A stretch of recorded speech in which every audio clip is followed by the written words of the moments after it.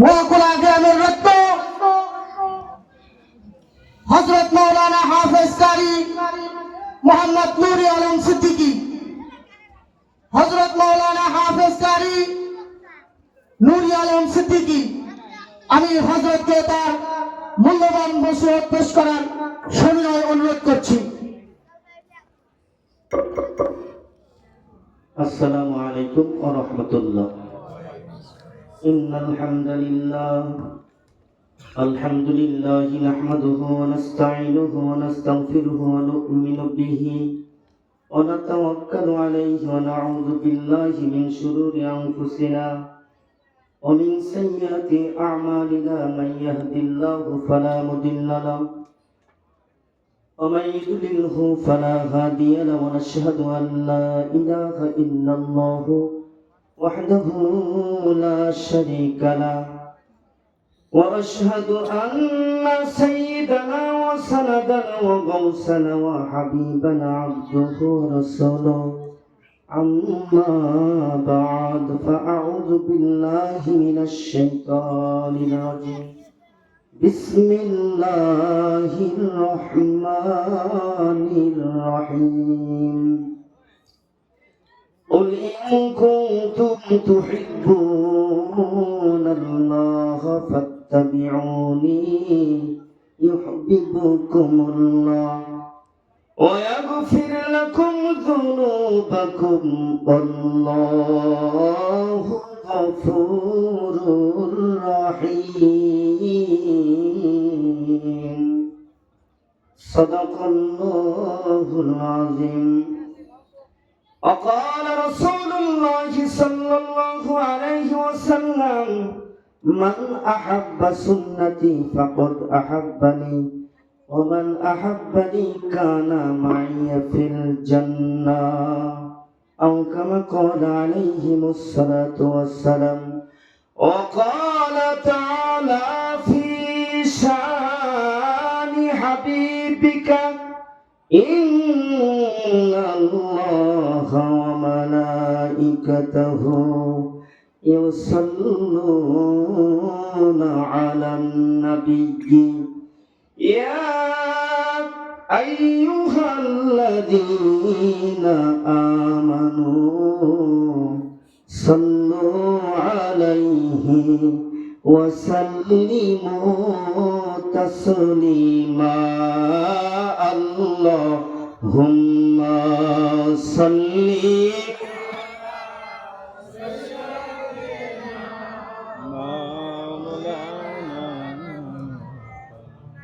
وعلى آل سيدنا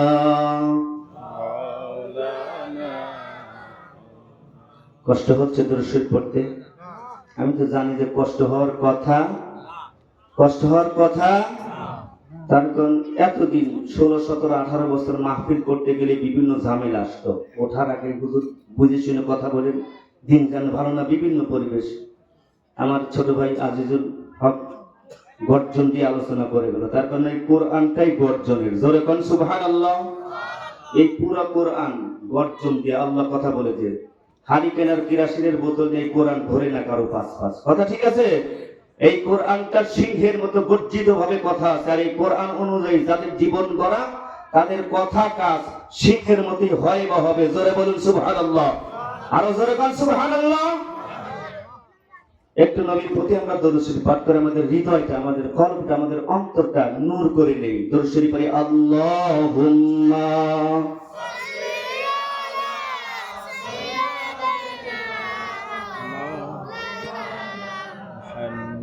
وعلى آل سيدنا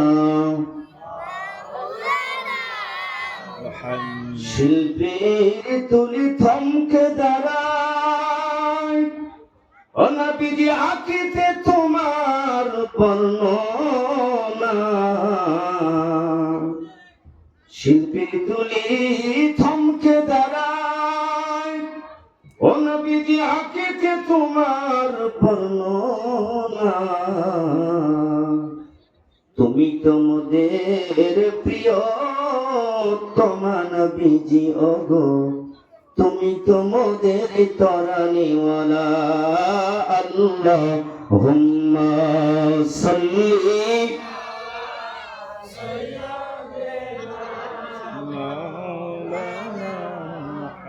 জবান খুলে ওয়ালা আলি সাইয়্যিদিনা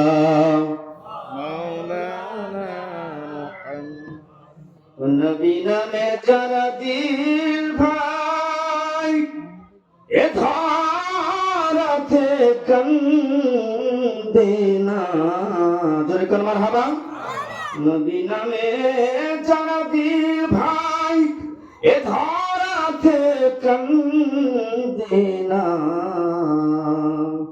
রোজ হাসরে ভাইজান তারা নবীর দেখা পাবে না আল্লাহুম্মা বাইরে লোকজন আছে তো ডাকবে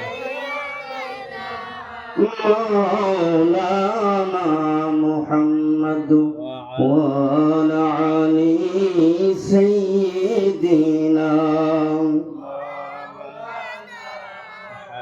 নবী আমরা তোমার গুনাহগার উম্মত তোমায় আমরা চিনিলাম না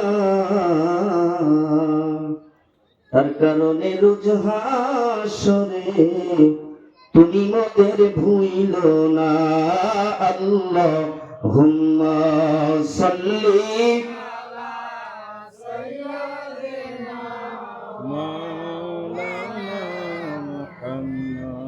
ওয়ালা আলি সাইয়্যিদিনা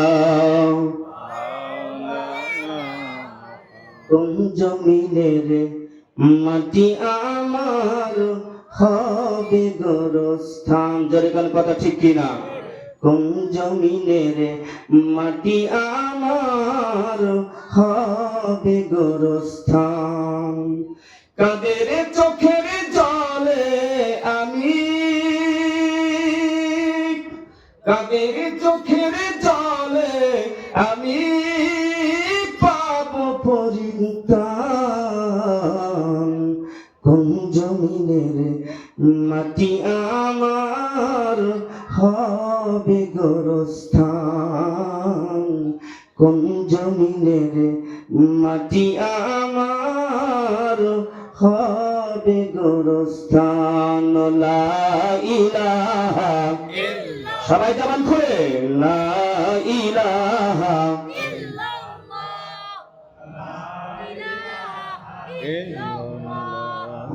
লা ইলাহা লা ইলাহা ইল্লাল্লাহু মুহাম্মাদুর রাসূলুল্লাহ সকলেই পড়ি সাল্লাল্লাহু আলাইহি ওয়াসাল্লাম মুআজ্জাজ মুহতারাম আজকের এই সম্মানিত জলসা তাহফিজুল কুরআন নুরানি হাফিজিয়া মাদ্রাসার চতুর্থ বার্ষিক উন্নতি কল্পে আজ এই মাহফিল জলসার সম্মানিত সভাপতি সাহেব এবং সহ প্রধান অতিথি সকলেই চেনেন আমাদের প্রাণপ্রিয় কাক্য জনাব অধ্যাপক মোহাম্মদ মিজানুর রহমান সকলেই এতদিন চিনতেন জানতেন বা চেনেন মিজানুর রহমান মজনু বলে নাকি কম এখন তার সঙ্গে আল্লাহ তাবারক তাআলার বিশাল বড় একটা বরকত দান করছে বলতেই হবে বাংলাদেশ জামাত ইসলামী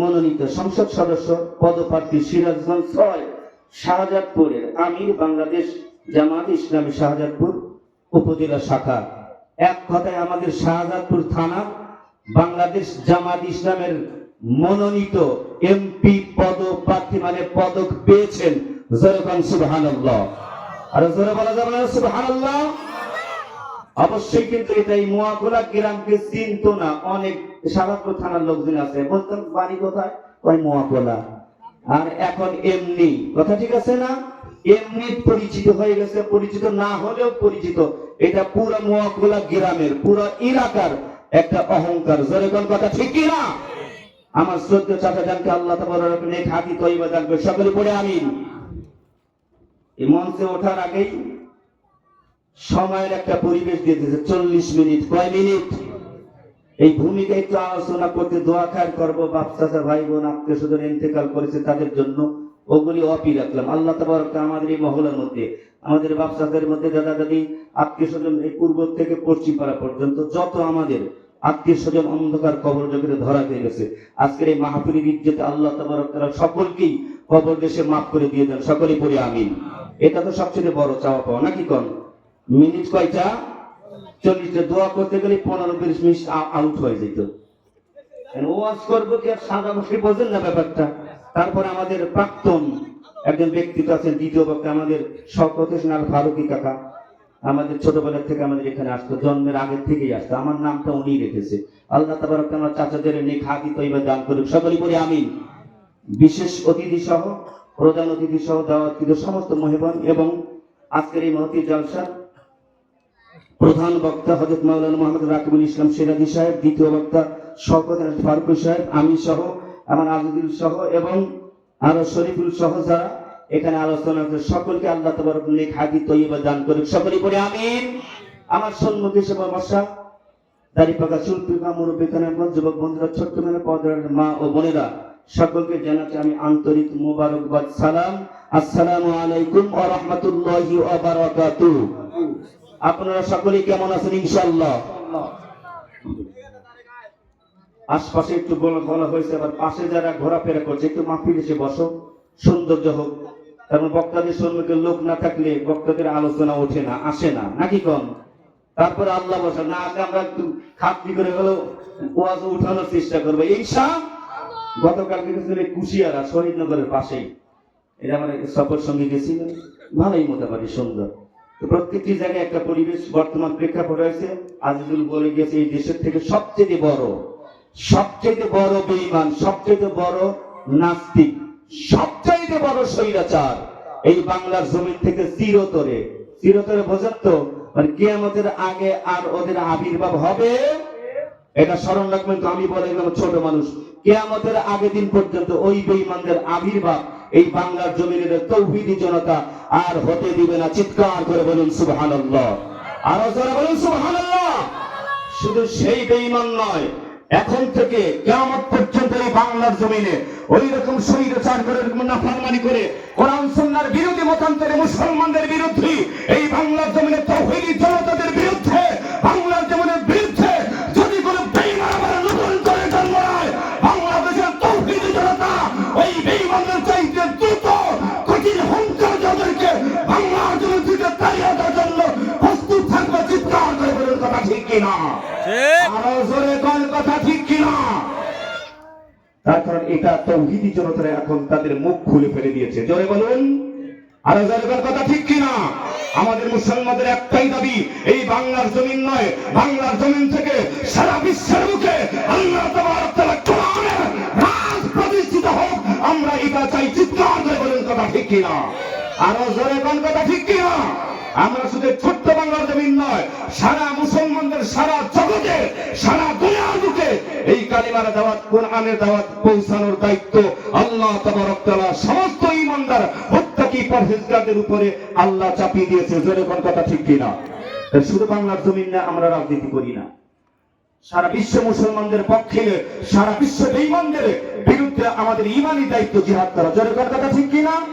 শুধু শাহজাদপুর থানা নয়, শুধু এই বাংলার জমিনটা নয়, আল্লাহ তাবারক তাআলা আমাদের সকলকেই সারা দুনিয়ার মুসলমানদের সঙ্গে এক করে দিয়ে সমস্ত জিহাদ যারা করেছে সেই জিহাদি বন্ধুদের সঙ্গে আমাদের আল্লাহ কবুল করে নিয়ে নেন। সকলেই পড়ি আমিন। আরো জোরে কোন? তাহলে আজকে আপনারা সকলেই ভালো করে জানেন এই তাহফিজুল কুরআন নুরানি হাফিজে মাদ্রাসার উন্নতি কল্পের মাহফিল, নাকি কোন? প্রধান বক্তা ইনশাআল্লাহ এসেছে, দ্বিতীয় বক্তা এসেছে, আমি তৃতীয় বক্তা, চতুর্থ বক্তা আলোচনা করেছি। কোন টেনশনের আর কারণ টেনশন করেন না, চিন্তা করেন না, আলোচনা অবশ্যই হবে। দ্বিতীয় বক্তা আছে, প্রধান বক্তা আছে, এর ফাঁকে আমি একটু যতটুকু আল্লাহ তাআলা কবুল করেছে আপনাদের সম্মুখে আলোচনা করবো ইনশাআল্লাহ। এ বন্ধুরা আমার গভীর মনোযোগ। তাহলে এখন আর কোরআনের মাহফিল